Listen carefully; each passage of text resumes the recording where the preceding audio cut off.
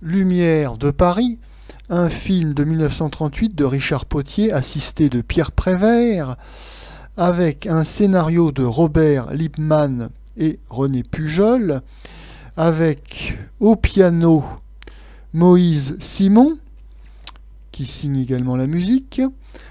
Dans les principaux rôles, Michel Alpha, Conchita Montenegro, Tino Rossi, Raymond Cordy, Fred Pascali, Julien Carrette, Raymond Bussière, et n'oublions pas le sympathique Charlot, qui est le phoque savant du cirque Hamar. Le sujet, Tino Rossi, le chanteur à la mode, esclave de son métier et des parasites, fait un jour une fugue à la campagne. Il fait la connaissance de Michel Alpha, à qui il cache sa véritable identité. Le manager de Tino Rossi tente de mettre fin à leur idylle, mais heureusement en vain. Ce film est un film musical à la française, donc Charles Boyer, le réalisateur, est au service de Tino Rossi. Le film est un véhicule pour Tino Rossi, où il va se balader pendant 1h30, et il va nous chanter un certain nombre donc, de mélodies connues. Il y aura l'Ave Maria de Gounod, il y a Paris, voici Paris, c'est l'île... c'est aux îles d'amour, et puis il y a également la chanson El Danzón et Au bal de l'amour. Il y aura également dans le film quelques numéros de music hall.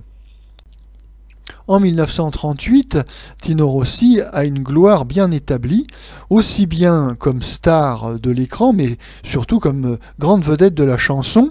Au cinéma, il avait débuté en 1934, mais on l'avait surtout vu dans des rôles importants à partir de 1936, avec Marinella et Au son des guitares, en 1937, Naples au baiser de feu, et donc en cette année 1938, avec Lumière de Paris. Dans la deuxième partie des années 30, il y a un changement qui s'opère dans les goûts du public concernant les chanteurs de charme.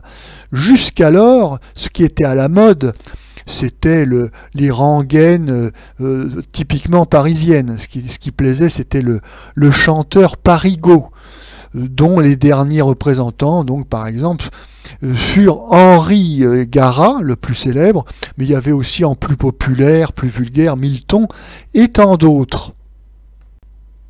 Le nouveau chanteur de charme, il vient du sud, il vient du soleil, il vient de la chaleur méditerranéenne pour le moins. Alors bien sûr avec Tino Rossi qui est corse, mais même vraiment la mode est à l'exotisme et au cosmopolitisme, avec par exemple un chanteur comme Reda Kerr qui est belgo-égyptien, oui, et puis aussi avec Georges Tabet et Jacques Pils qui sont juifs. Il y a bien sûr Charles Trenet, qui lui est français, mais qui lorgne du côté du jazz, avec des rythmiques qui n'ont plus rien à voir avec la chanson parisienne traditionnelle. D'ailleurs, la presse de l'époque indique qu'à Paris même, il y a de plus en plus de chômeurs parmi les musiciens français, car la mode dans les salles de spectacle, les bals et autres boîtes de nuit est au jazz et aux rythmiques beaucoup plus négro-américaines. Changement de mode, changement d'époque. En tout cas, le réalisateur Jean Boyer, lui, ne se pose pas de questions. Il tournera avec les grandes vedettes à la mode.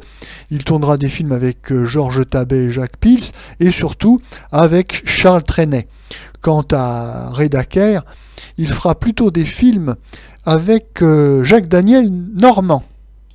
Ceci étant précisé, le film Les Lumières de Paris donnera entière satisfaction aux admirateurs et surtout aux admiratrices de Tino Rossi.